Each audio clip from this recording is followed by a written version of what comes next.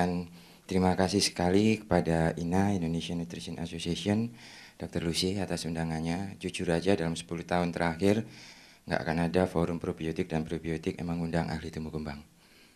Saya rasa ini baru pertama kali, karena kami memang tidak dijunikan seperti ini, bukan salah pengundangnya, tapi memang ilmunya belum sampai. Ya, jadi secara keahlian, ahli tumbuh kembang ketika dihubungkan dengan probiotik adalah ahli yang left behind dahulu. Tapi sekarang kita lihat, sehingga nanti menjadi sesuatu yang akan di Indonesia harus punya sendiri. Sehingga saya senang sekali bersyukur di sini ada BPOM, sehingga nanti kalau ada produk yang mengklaiming bagaimana probiotik arah tumbuh kembang anak di Indonesia, kita bisa lebih siap dulu. Jadi bukan hanya diarrhea dan lain-lain. Jadi saya diminta oleh panitia untuk memberikan satu pro kontra mengenai riset probiotik yang terkait tumbuh kembang bayi dan anak.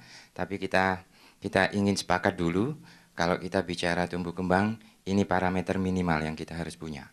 Kalau kita katakan pertumbuhan, kita harus punya 4 ini sebenarnya. Beratnya bagaimana, tingginya bagaimana, BMI-nya bagaimana, dan lingkar kepalanya bagaimana. Baru completed, kita katakan tumbuh. Karena ini, pertumbuhan ini yang akan kita menggeret ke perkembangannya. Jadi jangan pernah mengukur perkembangan tanpa tumbuh, tapi jangan pernah mengukur tumbuh tapi tanpa tahu hasil akhirnya. Jadi perkembangannya ini bagaimana penglihatan, pendengaran, motorik kasar dan motorik halus, bicara bahasa, bagaimana dia bersosialisasi, bagaimana dia berperilaku, dan bagaimana dia cerdas atau tidak. Jadi kalau kita ingin mengukur parameter probiotik ataupun apapun nutrisi ke arah tumbuh kembang anak, seperti ini parameternya. Tetapi ada timeline yang harus kita tahu. Ini semua tergantung bagaimana sirkuit yang developing brain akan terbentuk dan bisa nggak menembus satu periode kritis yang kita katakan critical period itu. Nah, di sini kita ditantang. Apa di sini pro kontranya probiotik? Sehingga ini dulu 5 tahun, 10 tahun yang lalu jauh sekali. Ketika Prof. Jufri, Prof. Bianto guru saya, Prof. Agus Firmansyah, 5 tahun, 10 tahun yang lalu 3 kali konika bicara probiotik, saya sambil lalu aja. Aduh, bukan bidang saya. Gitu. Biasanya nggak saya pilih kalau beliau ada Lansymposium atau bukan bidang tumbuh kembang. Tapi sekarang malah saya cari. Begitu Dokter Anang presentasi mengenai risetnya mengenai di alergi, wah ternyata bisa masuk alergi. Nah sekarang saya yang kelabakan, ternyata masuk ke bidang saya. Akhirnya kayak gitu, sehingga kita telat panas nih ahli tumbuh kembangnya. Sudah left behind berapa puluh tahun. Nah oleh karena itu kita sepakat dulu, kalau kita ingin tahu outcome jangka panjang tumbuh kembang anak seperti itu, jangan pernah bicara di bawah 6 tahun, tapi harus di atas 6 tahun secara konsekuensi seperti ini, dan kita bisa mulai sejak dari dalam kandungan. Maaf Dr. Ray, ini materi happy tummy yang selalu disampaikan oleh Dr. Ray, artinya dengan kawan-kawan Nestle, tapi secara awam, tapi karena tumbuh kembang itu memang awam bagi kita semua, sehingga kita harus tahu. Sehingga kalau kita bicara nanti impaknya probiotik terhadap outcome jangka panjang tumbuh kembang, lalui dulu ini. Jadi, bagaimana jalannya mulai dari dalam kandungan sampai di 6 tahun. Di 6 tahun ini real count-nya, tapi kalau ingin quick count-nya itu bisa di 2 tahun. Ya, karena di 2 tahun itu 80% sudah mulai nampak, tapi kalau real count-nya, jadi jangan hanya ngeklaim bahwa probiotik ini baik memperbaiki pertumbuhan perkembangan anak, tapi hanya sampai 1 tahun. Wah itu nggak bisa, hanya ya, karena real count-nya jadi 6 tahun ke atas. Sehingga kalau kita ingin tahu, maka bagaimana nutrisi dan stimulasi sebagai 2 dasar yang masuk ke tumbuh kembang anak normal ini bisa masuk ke otak anak, nutrisi melalui saluran cerna, stimulasi melalui organ sensoris. Nah, ini ilmu dasar.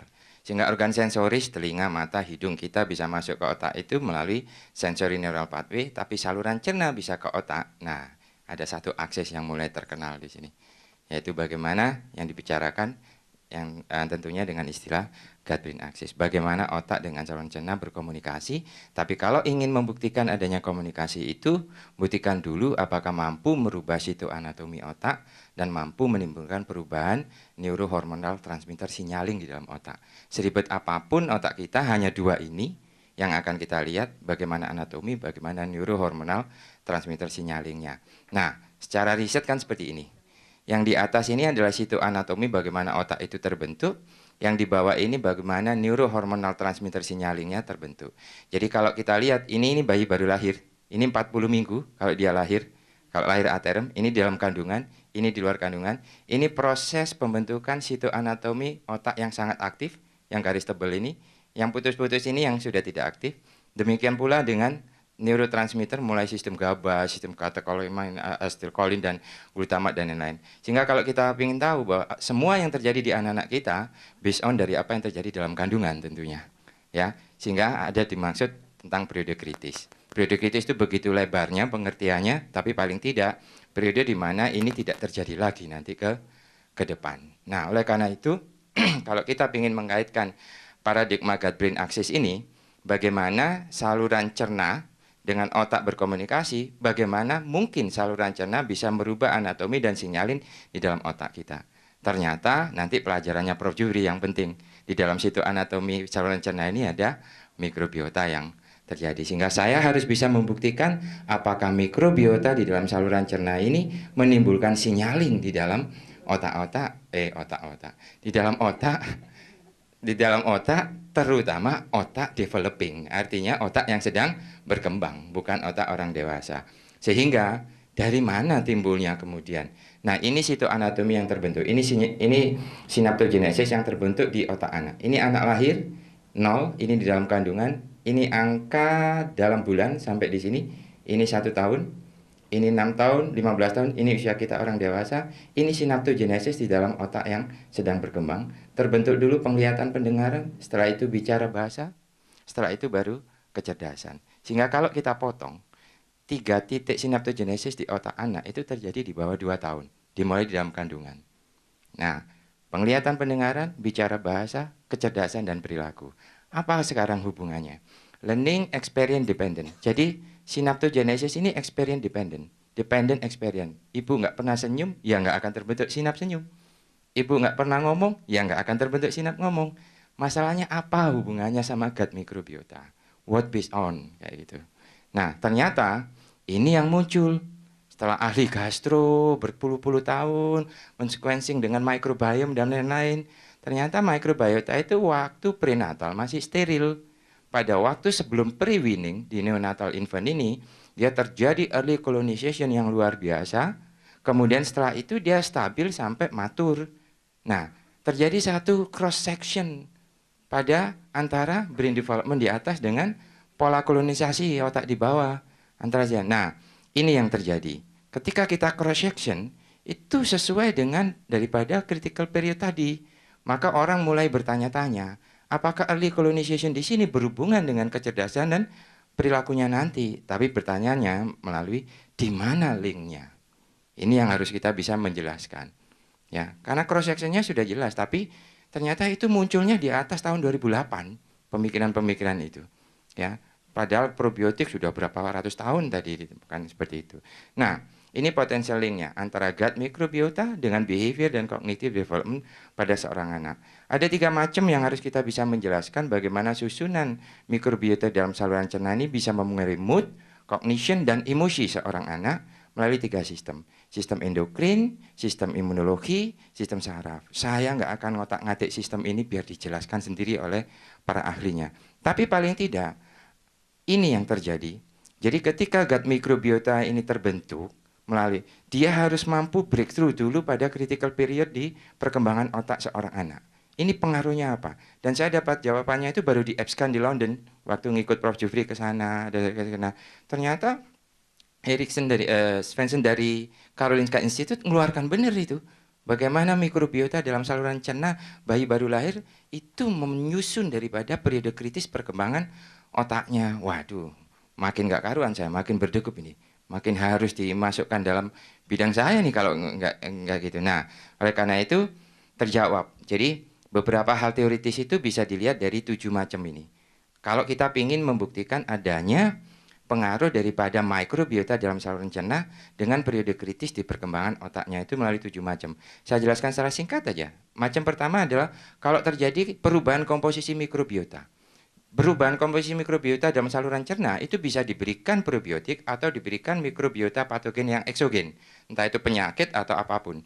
Itu mikrobiota tadi akan berkompetisi dengan zat lain, biokonversi menjadi produk fermentasi, memproduksi berbagai substrat pertumbuhan dalam bentuk vitamin dan lain-lain.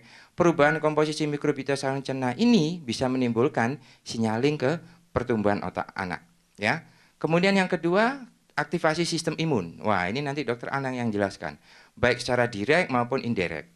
Kalau secara direct akan memengaruhi imun innate dan adaptif, ini yang akan memengaruhi gut-brain synchrony. Ada buku baru lagi yang menjelaskan bagaimana ya perkembangan anak yang sangat ditentukan oleh sistem imun di usia-usia awalnya, dan itu terkena benar ke arah probiotik nantinya.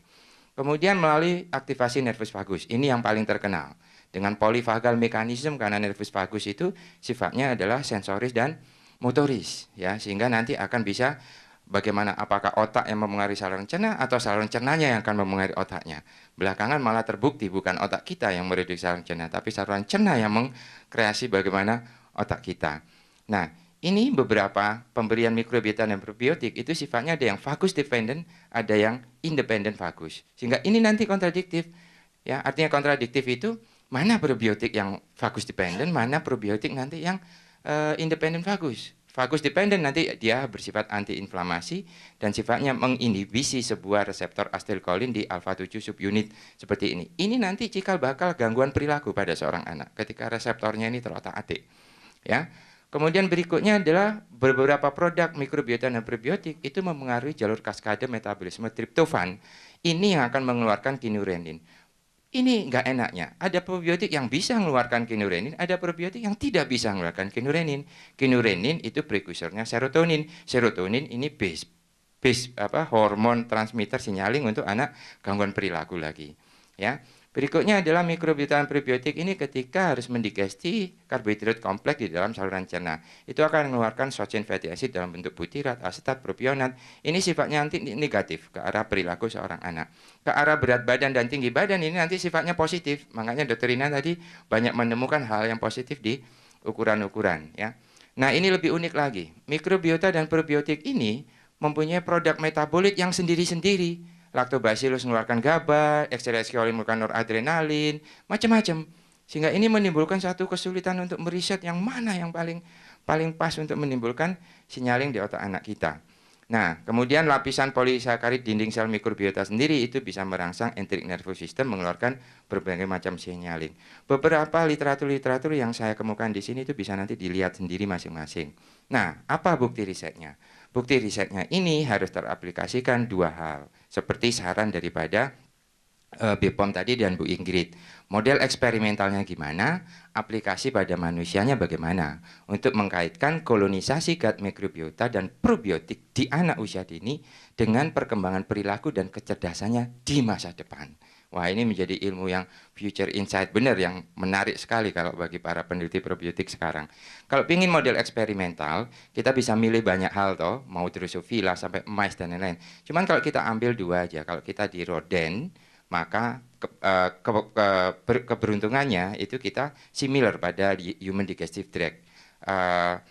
Pola kolonisasi microbiota rodent itu similar dan pola kolonisasi human, tapi kelemahannya tidak bisa kita langsung aplikasikan limited throughout. Sedangkan keuntungan kalau kita meneliti langsung pada human itu most clinically relevant. Ini kita, sehingga kita sepakat, kita lihat dulu di rodent. Karena pola kolonisasi mikrobiota di dalam rodent. Ingat, ini bukan ke arah kesehatan saluran cerna dan lain-lain, tapi ke arah perilaku dan kecerdasan yang tadi ya. Yang pertama, jurnalnya mulai banyak. Tapi sebagian besar pasti di atas 210 nanti yang aplikatif tadi. Ya, bagaimana normal gut mikrobiota memodulasi brain development dan behaviornya, bagaimana intestinal mikrobiota ekologi memengaruhi otak yang sedang berkembang dan lain-lain, itu terbaru makin dalam itu nanti. Nah, ada 5 hal yang dilakukan para ahli untuk meneliti bagaimana efeknya mikrobiota ini terhadap otak sehingga mempengaruhi kecerdasan perilaku anak. Studi germ-free study, diinfeksi, ditransplant feses, diberikan antibiotik atau diberikan probiotik. Tentunya hari ini kita bicara yang probiotik study tadi, tapi kalau kita lihat satu persatu, studi bebas mikrobiota, dasarnya saluran cerna itu steril di dalam kandungan, terjadi kolonisasi saat postnatal, sehingga dibandingkan saluran cerna yang diasuh dengan bebas mikrobiota terhadap saluran cerna yang diasuh dengan kolonisasi konvensional. Apa impaknya? Ternyata mikrobiota intestinal itu berperan dalam pembentukan hypothalamus pituitary axis. Ini yang nanti akan membentuk perilaku anak kita. Intestinal bebas mikrobiota, hormon adrenokortikotropik dan kortikosteroidnya itu sangat tinggi. Sehingga respon stres anaknya itu berbeda sekali. Anak ini masih anak tikus ya, karena ini model eksperimental masih. Ya. Nah, menariknya ketika diberikan transplantasi feses yang mengandung mikrobiota, ini bisa diblok parsial. Respon stres ini menjadi lebih baik. Lebih menarik lagi ketika diberikan Bifidobacterium infantis, bloknya total. Artinya anaknya nggak jadi stres. Padahal yang kita berikan adalah saluran cernanya. Tapi dampaknya ke arah perilakunya. Ini studi bebas mikrobiota menggambarkan itu. Lebih menarik lagi, makin dini inokulasi mikrobiota, respon stresnya makin cepat membaik. Dan respon stres terbaik akan diberikan kalau mikrobiota itu diberikan kepada sejak waktu hamil. Di sini membuktikan adanya critical period mikrobiota yang mempengaruhi critical period daripada perkembangan otak seorang anak. Sehingga ini kalau diteliti secara model eksperimental, tikus yang diberikan mikrobiota pada usia dewasa dan pada usia remaja dan pada usia baru lahir, dampak ke arah perilakunya berbeda. Yang terbaik berikanlah sesaat setelah lahir. Diberikan di sini ada sedikit perbedaan, diberikan di usia dewasa, nggak ada lagi. Ini konsepnya beda dengan diare tadi. Kalau diare sepertinya waktu diare dikasih pengobatan, length daripada diarenya akan berkurang. Pada gangguan perilaku, nggak bisa anak autis, anak ADHD dikasih probiotik, autisnya sembuh. Tidak. Tapi pada waktu setelah dia lahir, apa yang harus dilakukan supaya ke depan tidak jadi anak hiperaktif dan anak macam-macam tadi. Nah, ini studi biota ini sudah dilakukan satu studi model eksperimental dengan memengaruhi level BDNF-nya di mana di neuronnya, ekspresi daripada reseptor yang sifatnya istilahnya memodulasi perilaku itu bagaimana, seperti di hipokampus, kemudian reseptor serotonin dan reseptor-reseptor di amigdala. Amigdala ini 911-nya otaknya manusia, jadi kalau terekspresi dia takut dan lain. Nah, jangka panjang ini menyebabkan gangguan perilaku dan kognitif ketika level BDNF-nya turun dan ekspresi di arah korteks hipokampus NR2A reseptor ini turun. Ini kalau tidak punya mikrobiota. Nah, ketika studi infeksi, tikus diinfeksi Trichuris muris. Bukan mencret, bukan sembelit, malah tikusnya gangguan perilaku dan kognitif. Ya, padahal yang diberikan di saluran cernanya. Bagaimana studi probiotik? Nah, studi probiotik agak sedikit berbeda dengan diare yang tadi itu. Kita menemukan pada beberapa literatur, yang terbaik itu malah kalau multistrain, Bu. Nah, ini yang agak sedikit berbeda ini. Ya. Kalau single strain ini kita begitu diberikan koktail Lactobacillus helveticum, Bifidobacterium longum, Lactobacillus rhamnosus, efek fisiologisnya baru kortisol plasmanya turun. Dan ini ketika tikusnya dibedah, diperiksa neuronnya, ekspresi reseptor GABA di beberapa area otak itu juga berpengaruh, sehingga ini menyebabkan tikus itu akan mengalami penurunan gejala perilaku kecemasan. Tapi ini sifatnya vagus dependent, sehingga kalau nervus vagusnya dipotong, ini semua nggak akan terjadi karena dia sifatnya vagus dependent. Jadi ini kalau koktailnya bersifat multistrain. Nah ini lagi lebih rumit lagi karena B. longum dan L. rhamnosus dampaknya berbeda. Jadi begitu diberikan single strain dampaknya berbeda, diberikan multistrain berbeda. Sekali lagi ini masih tetap strain spesifik akhirnya. Kita tidak bisa langsung ngeklaim ini terbaik dan dampaknya ke arah mana. Bagaimana ngukur perilaku kecemasannya bagaimana dan lain-lain.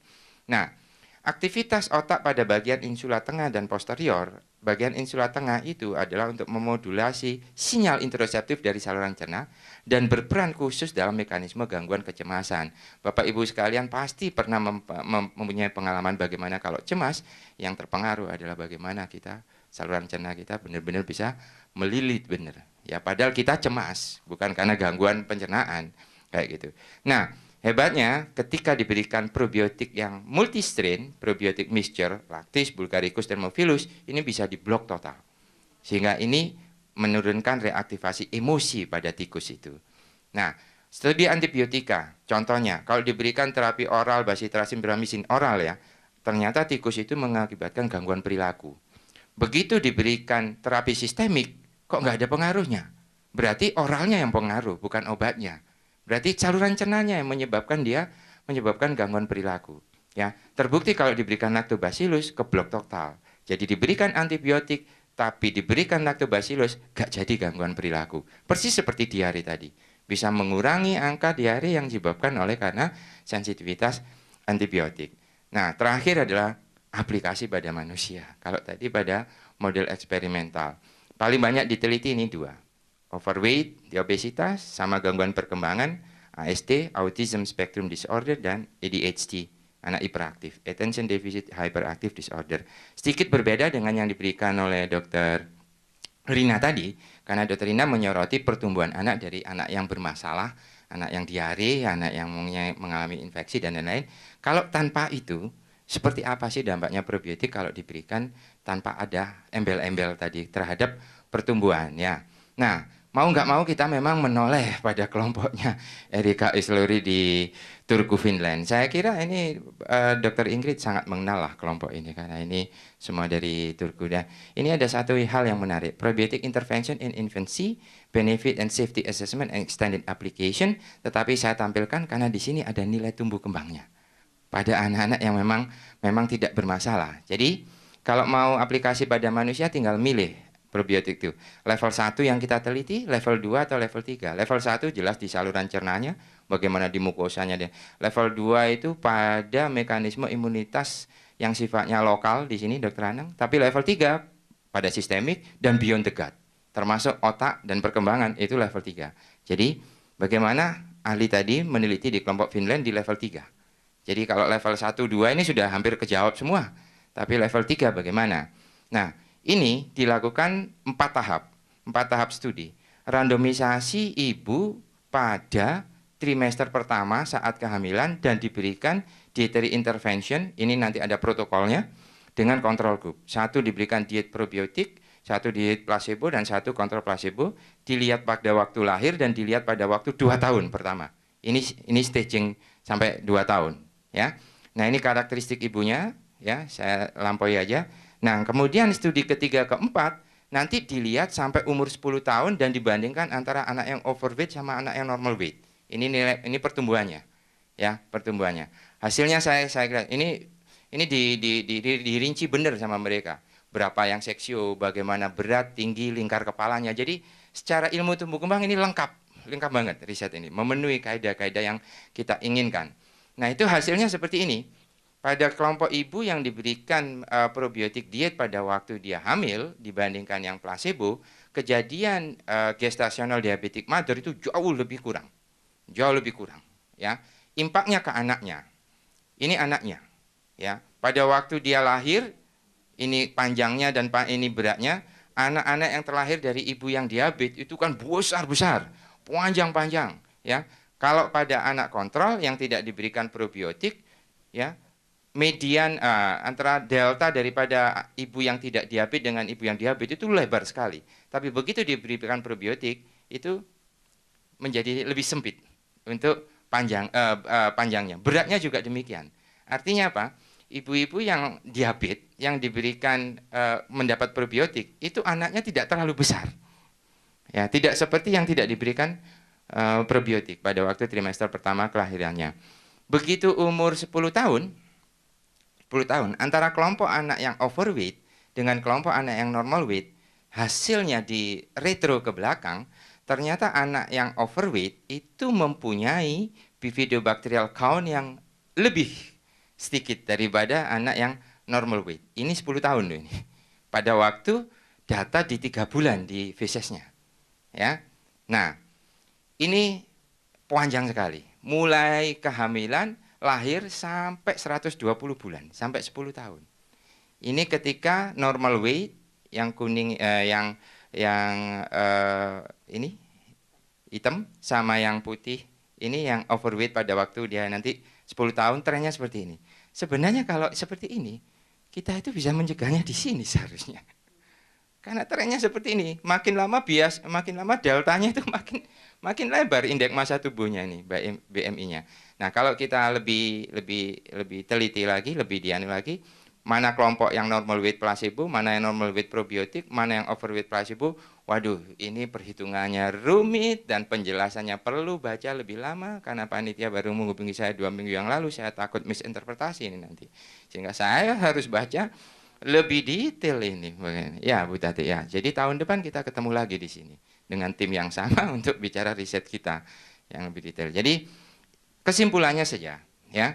Ini mekanisme hipotesisnya, sehingga anak-anak yang mendapat probiotik itu tidak terlalu meningkat BMI-nya di 10 tahun, macam-macam mekanisme hipotesisnya yang perlu kita baca.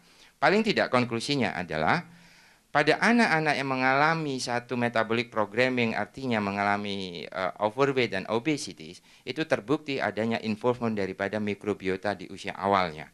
Dan probiotik itu punya peran terhadap strategi apa yang paling aplikatif nanti di sana. Punya peran, ya. Tetapi should be initiated as early as during the perinatal period.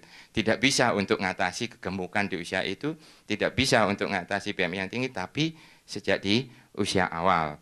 Nah, spesifiknya pada riset daripada kelompoknya Turku dan kawan-kawan ini menimbulkan bahwa basis daripada anak overweight itu terletak pada usia perinatalnya. Kalau kita ingin memberikan intervensi dalam bentuk probiotik, maka lakukan probiotik itu intervensinya di saat-saat perinatal. Dan itu can be considered safe. Ada perhitungan-perhitungannya tentang safety-nya di sini. Di sini sampai sini saya mulai curiga. Ini kok mengenai pertumbuhan. Perkembangan fungsinya di mana? Nggak mungkin sama peneliti ini dibiarin aja. Ternyata benar. Baru dikeluarkan 3 bulan yang lalu. April 2014. Saya lihat kelompok yang sama, saya yakin juga sampel yang sama ini. Ya, jadi dinilai bagaimana early gut microbiota itu mempengaruhi gangguan perkembangan perilaku ke depannya. Tapi mereka masih sangat bijak, dikasih tanda tanya loh masih. Benar-benar tah ini gitu. Tidak mengklaiming, tapi benar-benar. Ini objektifnya adalah ketika early gut microbiota dihubungkan dengan ADHD dan Asperger syndrome atau autis yang ringan tadi. Hasilnya seperti apa? Ini anak lahir, ini 3 minggu, ini 3 bulan, ini 6 bulan, diberikan Lactobacillus rhamnosus strain tertentu dibandingkan dengan placebo, 3 kali dicek mikrobiota, gut mikrobiotanya di 3 minggu, 3 bulan, 6 bulan, di follow up sampai 13 tahun, dicek lagi makrobiotanya dan behaviornya menggunakan ICD-10, ya. Hasilnya adalah pada anak yang diberikan 6 bulan Lactobacillus rhamnosus, kejadian ADHD dan Asperger syndrome 0. Pada anak placebo yang tidak diberikan itu 17,1% dan ini bedanya 0,0008. Ya, kalau di retro hasilnya daripada kultur fesesnya di usia 6 bulan ternyata menunjukkan anak yang kelompok ADHD 0 ini luar biasa banyak Bifidobacterium spesiesnya, sedangkan anak yang mengalami ADHD itu kurang sekali, dan di sini ada perhitungan statistiknya ketika dibandingkan healthy children. Ini berbeda bermakna. Sehingga kesimpulannya nanti composition daripada gut microbiota dan probiotic supplementation di early life itu may have an impact of development of neuropsychiatric later in the childhood. Sehingga ini yang kami harapkan. Tapi hati-hati, ekstrapolasi riset eksperimen ke manusia masih sangat terbatas, masih membutuhkan studi RCT lebih besar. Bagaimana masa depan? Masa depan dengan adanya growing evidence ini, maka kita bertanya, mampukah gut microbiota dan probiotik itu menginduksi kecerdasan dan perilaku di manusia? Sehingga kalau mau meneliti sejak awal, sejak dia bayi baru lahir, maka kita harus memotong bagaimana telencephalon development ini supaya tidak menjadi gangguan perkembangan di masa depan. Telencephalon ini benar-benar terganggu ketika anak itu harus lahir high risk, prematur, BBLR kuning, dan lain-lain. Maka dengan growing evidence di ilmu probiotik dan gut brain axis ini kita bisa berharap banyak. Satu contoh, kalau kita ingin mencegah anak gangguan perilaku di sini, gangguan perkembangan otak di sini, kita harus meningkatkan survival neuron dan glianya. Salah satu yang diteliti oleh para ahli sekarang ekspresi daripada sebuah protein intraneuron yang sifatnya heat shock protein 70, ya. Karena ini punya preparat eksternalnya dalam bentuk eksogen injeksi yang sudah berhasil diberikan untuk para pasien Huntington disease, kemudian Muhammad Ali itu sakit apa? Muhammad Ali Parkinson, ya, pada dewasa, ya. Ini sudah sangat berhasil diberikan long life pada pasien-pasien Parkinson dan pasien-pasien Huntington ketika diberikan eksternal HSP HSC 70 ini. Sekarang ahli bertanya, bisakah diberikan kepada bayi dan anak-anak? Tadi seperti Dokter Ingrid tadi, bisakah manusia diberikan ke anak, anak diberikan ke dewasa dan lain-lain kayak gitu. Tetapi kita mulai berpikir, ini bisakah diperiksa dilakukan endogen di dalam anak baru lahir. Karena ini ekspresi HSC HSC70 ini itu akan melindungi sel neuron dan glianya. Kita ternyata berharap pada makhluk kecil-kecil ini. Apakah dia disusuin, apakah dia seksio-sesaria, dan lain-lain. Jadi ke depan, ini contohnya. Sehingga kalau pingin sel otaknya itu tahan panjang, tahan lama, satu faktor yang harus kita pertimbangkan adalah heat shock protein intraselulernya. Neliti anak, heat shock protein neuron intraseluler, tidak mungkin. Masa anak sehat, otaknya akan kita ambil, dan nggak seperti itu. Sehingga kita berharap banyak, karena apa? Heat shock protein ini di dalam neuron dan glia, itu yang paling penting dua single ini, HSC70 yang sifatnya konstitutif, HSP70 yang sifatnya inducible, ternyata dalam perkembangan selanjutnya HSP ini bisa dirilis dan diuptake di ekstraseluler masuk ke dalam sirkulasi, dan itu baru tahun 2011. Nah, sehingga kita punya satu kesempatan menilai secara tidak langsung bagaimana HSP HSC-nya secara intraseluler melalui. Nah, lebih menarik lagi, ternyata the tissue source of in vivo release HSP70 into blood circulation majority coming from intestine. Lebih menariknya, ternyata dari saluran cerna HSP tadi itu yang paling banyak dikirim untuk ke neuronnya. Lebih dalam lagi, ternyata di saluran cernanya Prof. Jufri ini, pelajarannya Prof. Jufri ini, HSP ini nanti penting untuk menjaga integriti mukosa sel lainnya. Tahun 2014 dikeluarin heat shock protein 70. Itu gatekeeper daripada intestinal integrity yang produksinya sangat tergantung komposisi mikrobiotanya.